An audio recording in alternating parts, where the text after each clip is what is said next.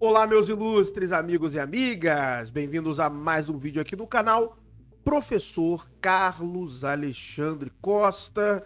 Nós estamos estudando diversos livros aqui no canal, né, Professor Carlos Alexandre Costa, e este livro aqui que é sensacional, Para Além da Bíblia, e nós estamos especificamente na página 41, onde nós estávamos, melhor dizendo, no vídeo anterior, falando acerca da dominação, né, do Egito sobre o território de Canaã, especificamente o que o faraó representava para aqueles reis cananeus. E nós estamos lendo aqui o período Amarna, né, parte do período Amarna, para que nós possamos entender como que era prevalente esta influência egípcia sobre o território do Israel antigo. Na literatura especializada, são tantos dados e tantas informações sobre esse período de dominação egípcia que é impossível ter existido qualquer tipo de êxodo. Se eu for falar aqui o que eu já falei em Verdades Ocultas da Bíblia, o que nós já lemos de diversos livros, e não somente esse aqui, com dados técnicos de como era essa dominação egípcia em Canaã, eu teria que fazer mais uma hora de vídeo só para ficar falando disso. Mas, galera, eu vou lançar futuramente um e-book, um pequeno manual explicando por que não aconteceu esse fato do êxodo. O êxodo não é histórico, tá bom? É uma passagem importante na tradição judaica e na tradição cristã, consequentemente, com símbolos, metáforas, alegorias poderosíssimas, né? Então tem sim um valor simbólico nesse sentido, mas no sentido real, né, da realidade factual, nunca ocorreu êxodo algum, tá bom? E isso aí, no meio acadêmico é uma realidade. Somente para a questão de fé, os cristãos que querem ainda ficar imersos neste, vamos dizer assim, folclore, que o êxodo é um mito, é um folclore. E eu não estou falando isso de maneira pejorativa, é uma realidade, né? Assim, a pessoa não lê as cartas de Amarna, não lê os achados arqueológicos que nós chamamos de evidências negativas. Então, fortes egípcios, estradas egípcias, o período de Tutmés III, o período de Akhenaton e tantos outros faraós que estavam presentes no território cananeu, estavam presentes no território israelita. Então, por isso que não teve como existir um êxodo. Fora a questão de que não há evidência arqueológica da queda da muralha de Jericó. Jericó nem seria até então ocupada na época que Josué teria vivido, muito menos a cidade de Ai, e por aí vai, tá? Então são várias questões que somente você, indo à literatura especializada, que você vai ter contato com esses dados. Por exemplo, se você perguntar a um cristão, quem é Caitlin Cannon, por exemplo, ela é a arqueóloga premiadíssima que escavou o sítio de Tel Jericó. Ela encontrou coisas do Neolítico, mas não encontrou nada do período de Josué. E é claro que um arqueólogo formado, um doutor em arqueologia, ele sabe disso. A pessoa sabe, mas ela prefere não dizer a você.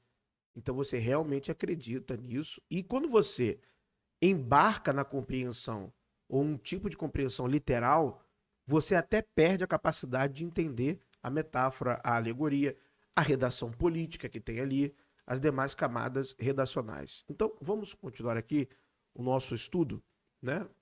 Para além da Bíblia, professor Mário Liverani. O faraó era, com efeito, um deus distante, que os reis palestinos consideravam bem inerte e omisso, e, portanto, de difícil compreensão e de incerta confiança. Aqui está falando do Akhenaton, né, do período de Akhenaton. Lembrando aqui, ó, nós estávamos lendo trechos das cartas de Amarna. Para quem não sabe, né, os reis cananeus escreviam para o faraó, para Akhenaton, tá bom? Então só isso aí já deixa em 90% impossibilitado a questão da conquista da terra de Canaã por hebreus ou israelitas. Isso é, do ponto de vista literal, não é factual, tá? Se alguém persiste em dizer, você tem que falar, ó, se você ser persistente em querer falar de uma conquista literal, você estará mentindo.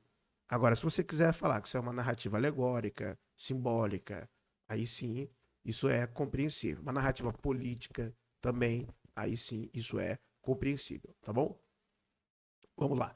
Os reis palestinos estavam habituados a um sistema de relações políticas baseado na reciprocidade, que não tinha correspondência na ideologia egípcia. Estavam habituados a ser fiéis a seu senhor, mas a receber em troca uma proteção, portanto, a ter o trono garantido contra ataques externos ou comoções internas. Estavam habituados a dar o tributo, mas também a receber ajuda em caso de necessidade. Estavam habituados a responder às mensagens do seu senhor, mas esperavam que, por sua vez, o senhor respondesse à mensagem deles. Nada disso acontecia. O faraó manifestava até enfado diante das insistentes abordagens deles e, de qualquer modo, não respondia, sobretudo demonstrava desinteresse pela sorte pessoal deles. Esse foi um erro muito grande, né, de Akhenaton. A gente sabe que, por parte dos estudiosos aí do período Amarna, existe um certo romantismo, né, de dizer que Akhenaton foi brilhante, Akhenaton foi isso, foi aquilo outro. A única revolução, podemos assim dizer, que de fato Akhenaton tenta promover é de um tipo de monolatria ou um incipiente monoteísmo. Agora, do ponto de vista político, Akhenaton foi um desastre. Ele foi um desastre para a política interna do Egito e ele foi um desastre para a política externa do Egito.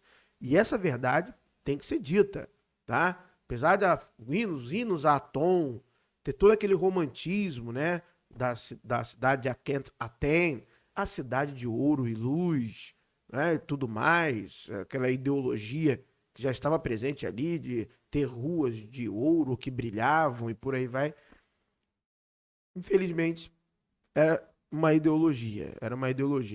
Dizem os relatos que a cidade era bonita, mas depois tudo em referente a Akhenaton, Aton e Amarna foi obliterado por outros faraós.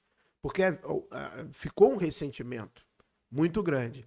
E nós podemos ver isso, esse sentimento de que essa questão, perdão, de que Akhenaton ele não era um político habilidoso nas cartas de Amarna. O pessoal pede, suplica, sabe, a contrapartida era ruim, tá? Já não temos isso em outros faraós. Se você pegar, por exemplo, Tutmés III, anterior a Akhenaton, ele era um homem da guerra, ele era o guerreiro, ele estava lá presente, ele fazia a política, ele levava o exército se era necessário, ele dava ordens, então era outra mentalidade. Então, é o rei guerreiro, Tutmés III.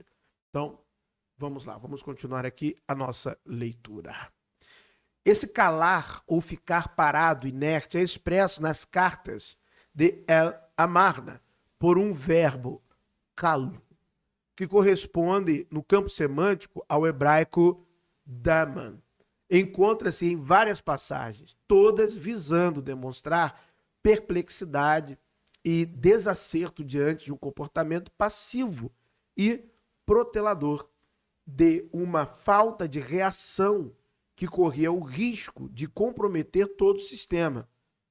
Como é que o cara vai pagar o tributo a você se você não dá condições a ele mínimas de manter as questões políticas em ordem? Né? Então aí fica difícil. Vê, Turbazo foi morto na porta de Silé. E o rei ficou calado, inerte. Vê, Zingrida, rei de Lax, mataram-no servos que se fizeram a Peru. Olha que interessante. E a Picte, Ada, mataram-no na porta de Silé. E o rei ficou calado, inerte. Então está aqui a referência da carta de Amarna, LA 41 de Jerusalém. Então, a carta vinda de Jerusalém. Então, mais uma evidência que o controle de Jerusalém não estava na mão de hebreu nenhum. Estava na mão de cananeus, tá bom? Então, essa questão ela é interessante de ser analisada. De que Akhenaton não fazia, de fato, uma boa gestão. E nós estamos falando ali do período do século XIV, tá? Período Amarna, século XIV antes da Era Comum, século XIV a.C., quando supostamente tudo deveria estar acontecendo, né? A questão da progressão, né, da invasão dos hebreus em Canaã. Se bem que os arqueólogos bíblicos apologetas, cada hora empurram, né? Era século XIV, foi para 13, foi para 12, daqui a pouco sei lá onde vai estar esse negócio aí de invasão da terra de Canaã. Eu acharia melhor parar com essa mentira, né? E nós realizarmos a leitura como ela é, uma alegoria, uma metáfora, e também tem uma camada redacional política ali. Inclusive, é importante, a tomada de Jericó, tem uma influência, né, do épico de Kirta, de Ugarit, ou épico de Quiret, Kirta, que é a tomada de Udum. É a mesma narrativa. Tomada de Jericó e a tomada de Udum. É a mesma coisa, tá bom? Só muda ali algumas características. No lugar de Javé é ela, no lugar de Josué é Kirta, no lugar de Raabe é uma princesa. Então só vai mudando algumas características, mas dá a volta também, o número de voltas em torno da cidade. Aí na sétima volta dá o grito, dá o brado, faz o que tem que fazer. Tudo a mesma coisa, tá bom? Então é interessante. Então tá lá no épico de Kirta, ou épico de Quiret, quando a cidade de Udum é tomada. Então você vai ver isso, esse paralelo. A Bíblia pega, né, a influência desse texto ugarítico lá no texto das muralhas de Jericó. Tá bom? Então vamos continuar lendo. Outro trechinho aqui de uma carta de Amarna. Saiba, ó rei meu senhor, que se salvou Biblos, serva fiel do rei, mas é muito forte a hostilidade dos inimigos, Abiru, contra mim. Não fique calado, inerte, o rei meu senhor, em relação a Sumara, que não passe tudo da parte dos inimigos, os Abirus. Então, LA 132 de Bíblia. Outra coisa importante, antes que alguém comece, né, a dar movimentos histéricos. Não, Abiru hebreus. Não, já está provado academicamente que os Apirus não são os hebreus.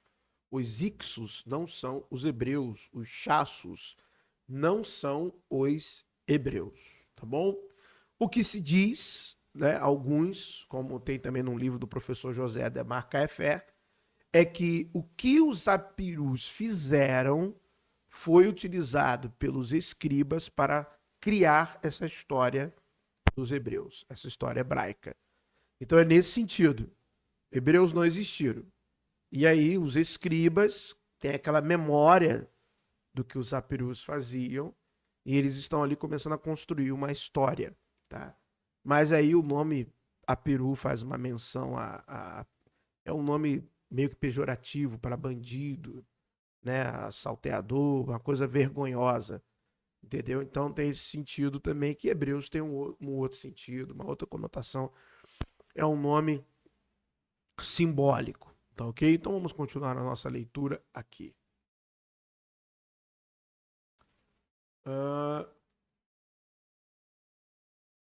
Não é mais como outrora para as terras do rei. Todos os anos as tropas egípcias saíam para inspecionar as terras, ao passo que agora a terra do rei e até Sumar, a vossa guarnição, passou para o inimigo. Tornou-se Apiru. Todavia, tu ficas calado, inerte, envia tropas egípcias em grande número, que expulsem o adversário do rei da sua terra, e então todas as terras passarão ao rei. Tu és um grande rei, não fiques calado, inerte, em relação a essa questão. LA 151 de Bíblios. Então você vê que todo aquele território ali, Ciro-Cananeu, está sofrendo no período Amarna com a questão dos Apirus. Mas aí os próximos faraós vão, de certa forma, dando jeito nessa coisa. Arruma a casa, né? Arruma o Egito. Né? Lembrando que também haviam questões que estavam dentro do continente africano, né? Mas a questão ali, o lado, vamos dizer assim, noroeste da África. O Egito ali também tinha sua, vamos dizer assim, rede de influências atuando na dominação do território. Então, ser faraó, ser rei do Egito, era ser um imperador. Então, não era algo fácil. Então, realmente, o Akhenaton ele deixou a desejar quando a gente vai na literatura especializada sobre esse período. Na verdade, o único interesse do faraó estava em manter sob controle o sistema, pois sabia muito bem que o eventual usurpador de um trono local haveria de lhe ser tão fiel quanto o rei expulso, e que, portanto, não valia a pena ser defendido. As únicas intervenções eram dedicadas, no caso de estar realmente em jogo, olha aqui que eu falei, a permanência da autoridade egípcia sobre o país. Mas a questão é que Akhenaton ele deixou esses problemas acontecerem, né? Então você tinha, por exemplo, alguns reis cananeus que se viravam contra outros reis cananeus, mas que pagavam o tributo. Então estava tudo certo. Se o cara está brigando um com o outro, mas o dinheiro está chegando, o imposto está chegando, o tributo está chegando, vocês que se resolvam aí. Se o valor estabelecido pelo Egito está chegando, está tudo certo. Então vocês que se resolvam. Então nesse caso, estava tranquilo. Agora no caso de bandidos mesmo, salteadores, tiveram cidades e estados que acabaram, não grande maioria, não maioria, não muitas, é claro, mas algumas, que nesse período sofreram o princípio de começar a entrar em colapso, porque já não conseguiam produzir mais nada. Todos os anos, um pequeno regimento egípcio fazia o giro dos reinos palestinos para recolher o tributo, olha o que eu falei aqui, e outras mercadorias especialmente exigidas. O regimento, poucas centenas de soldados, era precedido por um mensageiro que anunciava sua chegada e solicitava que estivesse tudo pronto e que servisse para o acolhimento e tudo que devesse ser entregue. A mensagem faraônica de pré-aviso instava também o pequeno rei a proteger o posto que lhe era confiado, o que significava mantê-lo em ordem e eficiente. Essas mensagens desencadeavam respostas indicativas do estado de ânimo dos reis locais, que denunciavam sua impossibilidade de proteger a cidade e solicitavam a proteção de seu senhor, ou limitavam sua proteção somente até que chegasse a tropa egípcia. Interessante. Vista como uma solução salvífica para seus problemas. Enfim, pediam que a tropa empregasse sua dissuasão contra os inimigos do pequeno rei, obviamente apresentados como inimigos do faraó. Então, faraó, meus inimigos são seus inimigos também. Mas tudo se revelava inútil. As expectativas dos reis locais de obter do Deus distante um apoio contra seus inimigos, uma saída de suas dificuldades, uma salvação contra os peregrinos circunstantes ficavam sem resposta e sem efeito. A fidelidade não bastava, evidentemente, para receber proteção, o que suscitava angustiantes dúvidas sobre a honestidade do próprio agir, sobre a presença de malévolos caluniadores, sobre a eventualidade de culpas desconhecidas. Então, criava-se uma tensão desnecessária.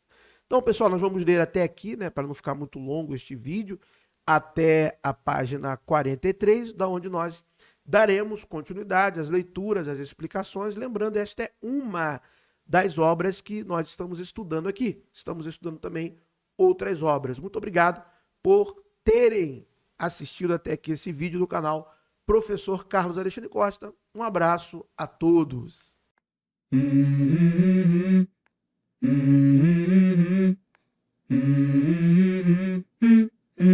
Let's go. I wake up to a little bit of drool on my pillow, feel like it's gonna be a bad day. Yeah, I'm tired of shit, and the coffee ain't hit yet, damn ain't that great. I don't wanna go to